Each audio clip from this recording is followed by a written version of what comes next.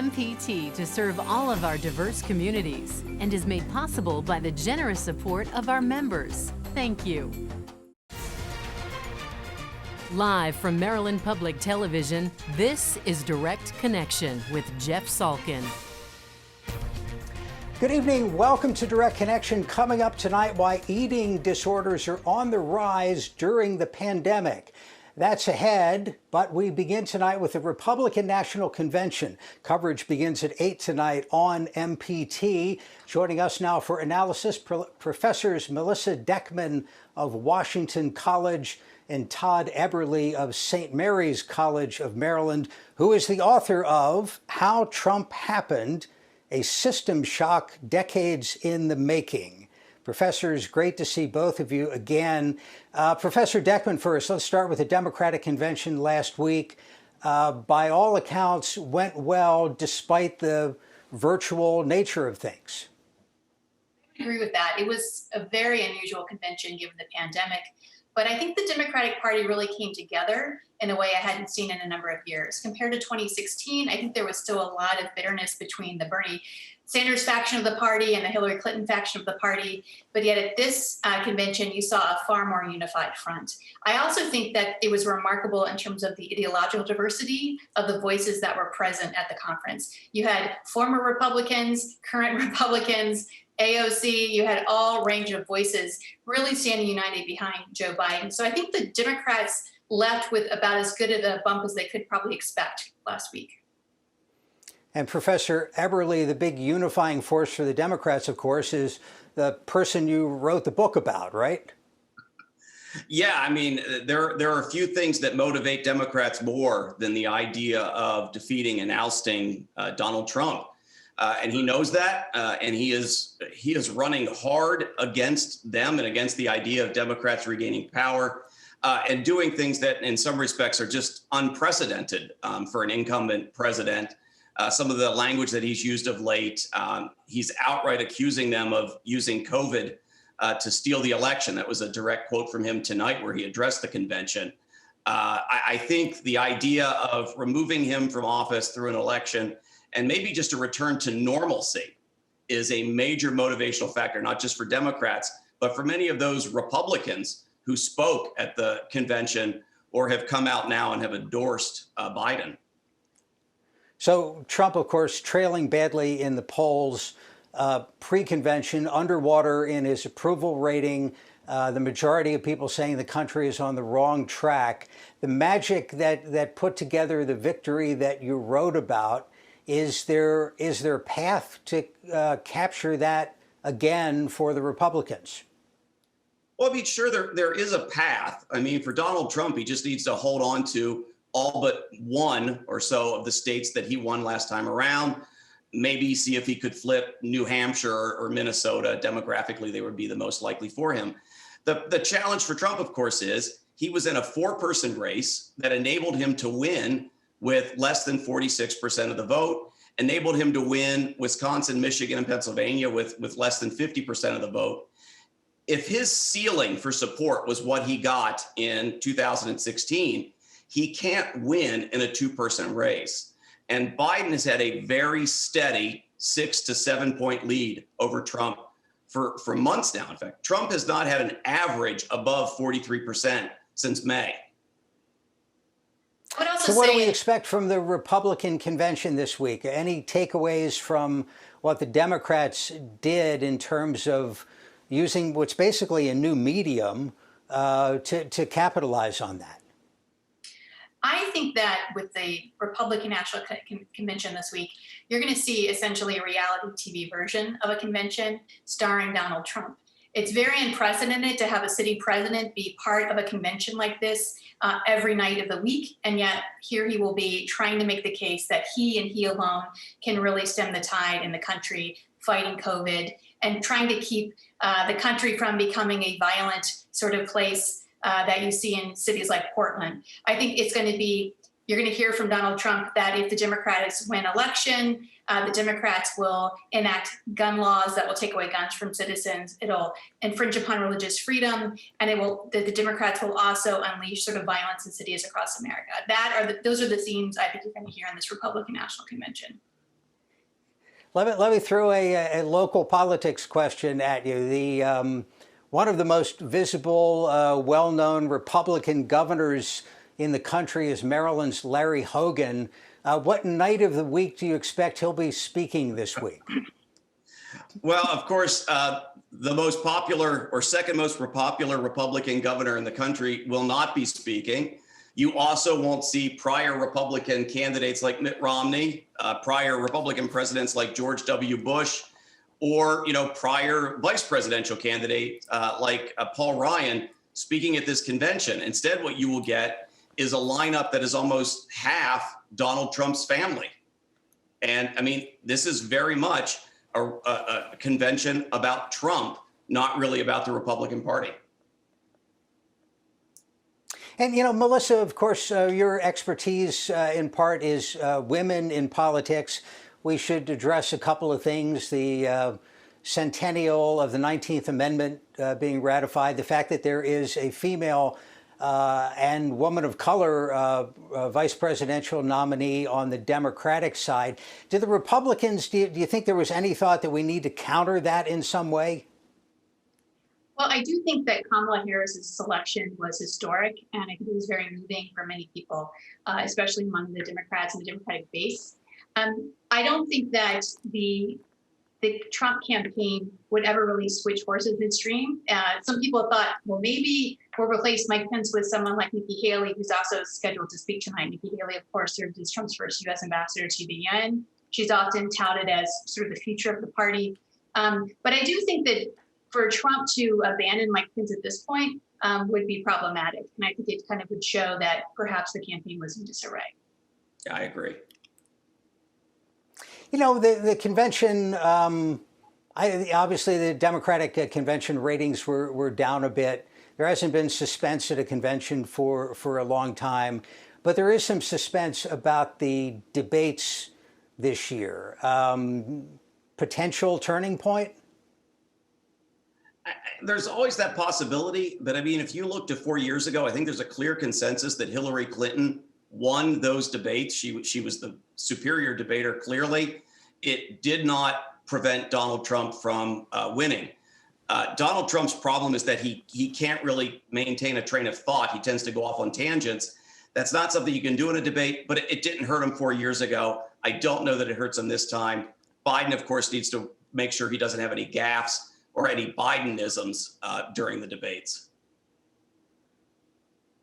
Melissa, your thoughts on debates and whether if a Rose Garden strategy makes sense for the challenger, which is unusual, but is that really what Joe Biden needs to be doing through Election Day? Not much. I think the Biden campaign is pretty smart strategically, actually. I mean, Joe Biden is older. He's more susceptible to COVID. I think the fact that he's making that decision in line with the suggestions of health experts is sending a political message, right? I think it was telling that all of the speakers who were live at the Democratic convention last week were wearing masks. That in itself was a political statement. I think Joe Biden is doing really well where he is. I think having him on the campaign trail, having him open to saying gaffes, he's kind of known for that. As Todd said, he does have a history of making Bidenisms. I do think, though, with the debates, there's not a lot of evidence that debates necessarily change people's votes. But with Joe Biden, I think if he comes and does a decent job, the expectations are so low that he's low energy somehow, that he somehow is not now got all of his faculties together. That's a terrible, I think, slander that the Republican Party has been trying to say in terms of whether or not he has dementia or suggesting he's not capable any longer. I think the speech he gave last week was terrific for him. And I think it showed that really he has a clear sense of why he's running. I think the debates actually would probably benefit Biden more than Donald Trump. But in reality, I think debates rarely change people's minds about who they're going to vote for.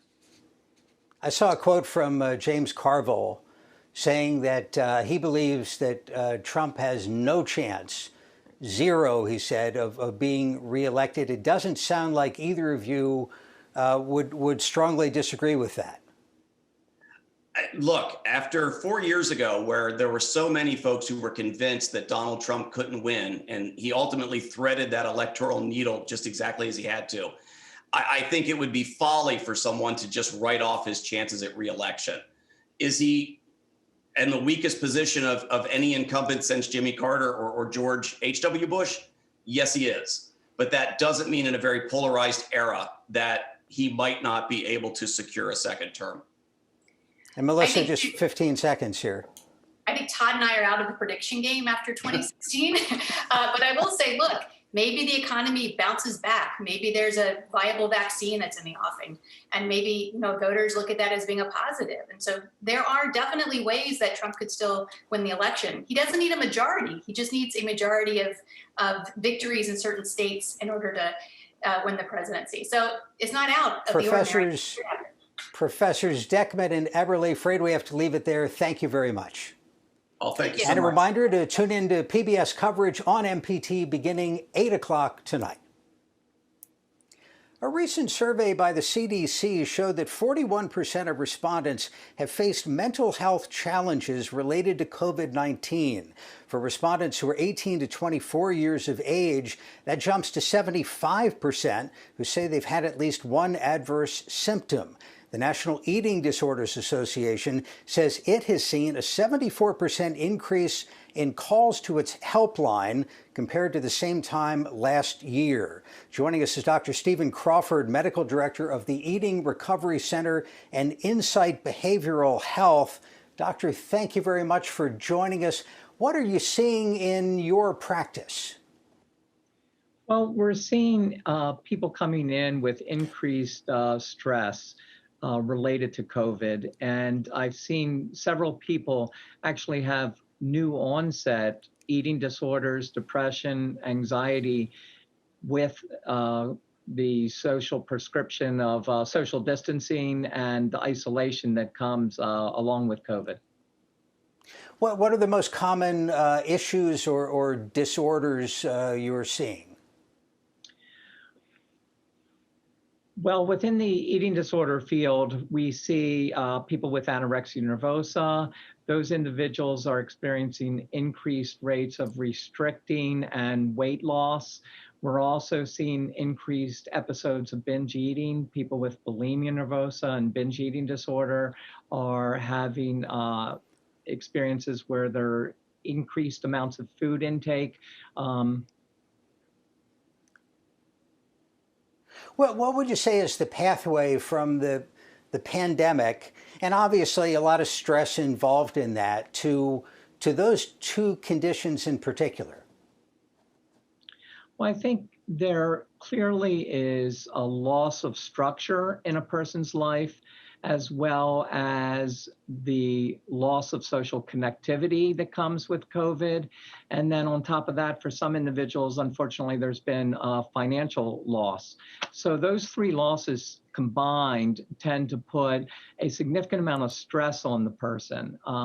In terms of loss of structure, we have a pretty structured scheduled day when we go off to work or we go off to school. And now that people are online learning and working from home, there's a loss of that structure. So people are sleeping in, they're getting up later. They don't have the schedule of getting up, getting ready for the day, having breakfast, then going to work, having a lunch break, then finishing up work, coming home and having dinner. Your meals are sort of structured throughout the day, but if you're working from home, studying from home, you're sleeping in, your meal pattern gets thrown off, and so your eating can get thrown off as well. Can family members and friends generally tell whether somebody's having a problem? I guess it depends on the nature of the problem. Just thinking in this environment with so much virtual communication, it might be harder for loved ones to catch on to what's happening. Well, I think it's important for people to try to maintain social connectivity during this time and being able to have contact with other people. Unfortunately, loneliness itself is a major problem in our country, and many Americans live alone, feel isolated, and then you put the prescribed social distancing of COVID on top of that, and they're even more alone. So it really is important for people to be reaching out to other people and to try to stay connected. Does that include support groups, and are support groups maybe less effective in the Zoom, Skype era? No, actually, with all the downtime that's occurring during COVID, and people have lots of downtime now, this is an absolute great time to get into treatment. And there are lots of virtual opportunities. There are virtual support groups. Eating Recovery Center has a virtual partial hospitalization program, intensive outpatient program. So there are lots of services that are available, and this is a great time for people to access them. And how does somebody know when it's time for professional help? Is this the sort of thing you start with primary care? How do patients typically wind up in your office? A lot of people are self-referred, so that you can call Eating Recovery Center of Maryland, and there will be an intake where a professional counselor will take information and help you get hooked up with the treatment that's best indicated for what you need. Are these conditions misunderstood a little bit, that people may assume that it's just a matter of willpower and everything should be fine? Unfortunately, eating disorders are misunderstood. A lot of times people think it's a lifestyle and that people choose this illness. And I can tell you, having treated these illnesses for 30 years, people don't choose to have an eating disorder.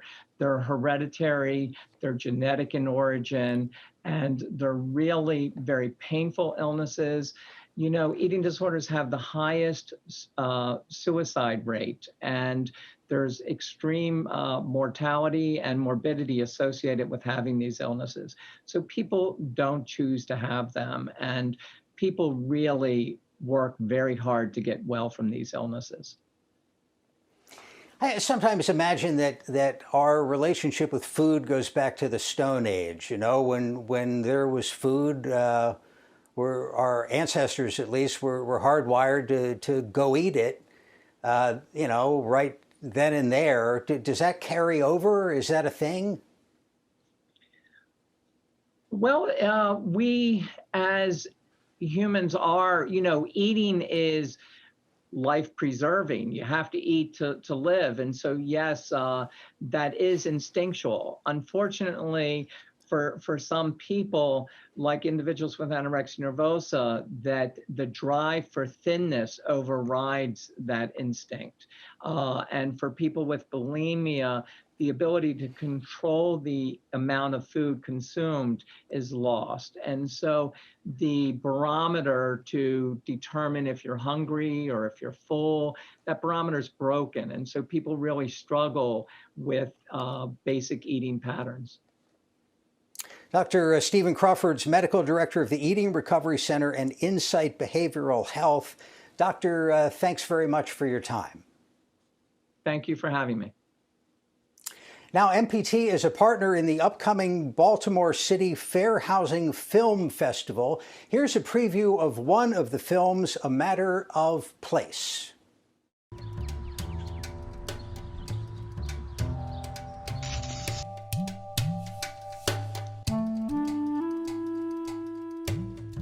Housing discrimination is very prevalent in American life, and one of the ways we know that is through studies that are conducted by private fair housing groups, that there really is pervasive discrimination in terms of rental housing, in terms of people who are trying to buy homes. They may do it in a very friendly way. They may direct you to a different kind of housing opportunity. They may say, oh, I suddenly have nothing available.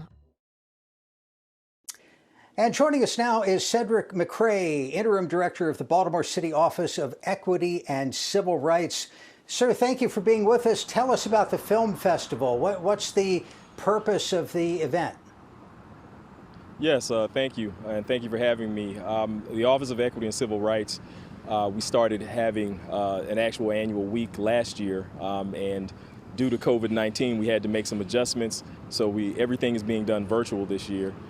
We received a Fair Housing Initiative grant from the Housing and Urban Development, and to do outreach and education So with that idea, the staff got together and we're showing films that all revolve around fair housing practices in some form or situation, and they'll run for decades, movies from the 50s, 60s, 70s, 80s, even to present date.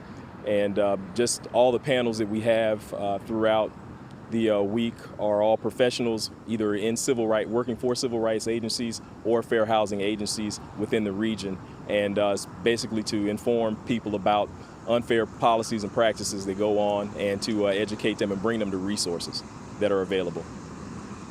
It's an impressive list of films and panel discussions that you've created there. Is there any one film or discussion or topic that really stands out for you?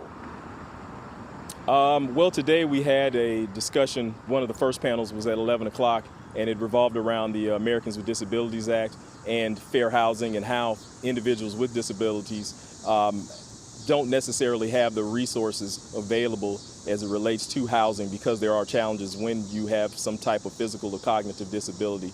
Another one that I would like to bring to everyone's attention is our funding fair that will be taking place. I believe it's on Wednesday. And that's all designed to bring information to individuals that potentially may be looking to purchase a home, as far as lending and other practices that they may not have information on a regular basis. So we just want to get that out to them and residents of the city of Baltimore. I was looking at the descriptions of a lot of the different events, and one of them referred to the broader issue of housing as one of the most misunderstood parts of the whole civil rights environment. Do you think that's so? Yeah, because a lot of folks, there's a lot of misinformation, and as I'm learning more about the history of Baltimore, and it relates to redlining and pushing certain ethnic groups to certain areas, or not open up to certain demographic. So it's very important that we provide that information and use it as a learning tool and process. I don't know if you're in a position to judge this, but how do you think Baltimore is doing?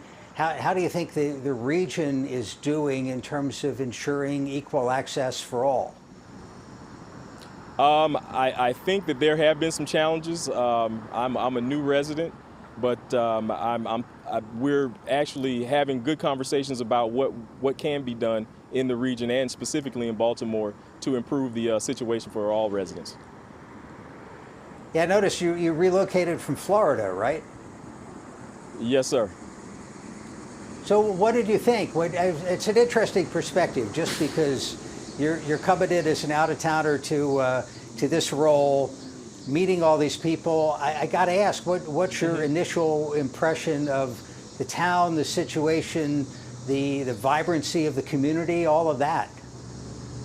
I'm thoroughly enjoying it. The city of Baltimore, and I visited it years ago, but has a very rich history.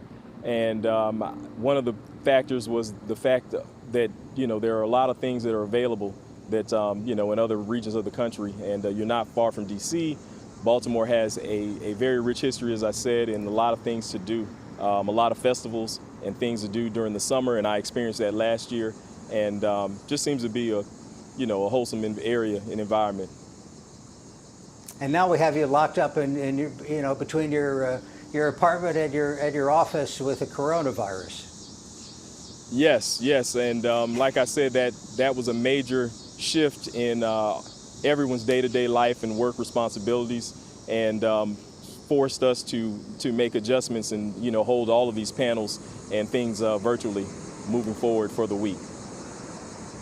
The federal fair housing law goes back to 1968, and I'm sure this will be covered in the discussions. But where do you think it's what good has it done, and maybe where should city council, state legislature, other bodies be looking in the future?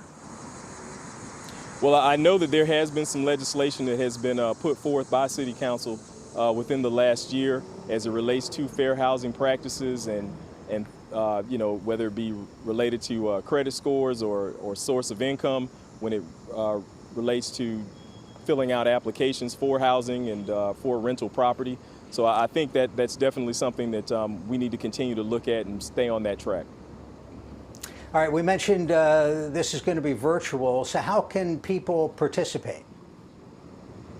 Yes, if they can go to fairhousingfestival.splashthat.com, that will allow you to register and sign up for all of the events during the week. And you can also find that through our website at MPT, also by looking up the Baltimore City Office of Equity and Civil Rights. Cedric McCray, the interim director, sir, thank you for your time. Not a problem, thank you, and I appreciate you having us, and thank you for your assistance in getting the word out about our Fair Housing Week. And remember to stay tuned for PBS coverage of the Republican convention, and then join us on Friday for State Circle for a wrap-up of the convention from a Maryland standpoint. That's Friday at 7. For all of us here at MPT, I'm Jeff Salkin. Thanks for watching Direct Connection, and have a good night.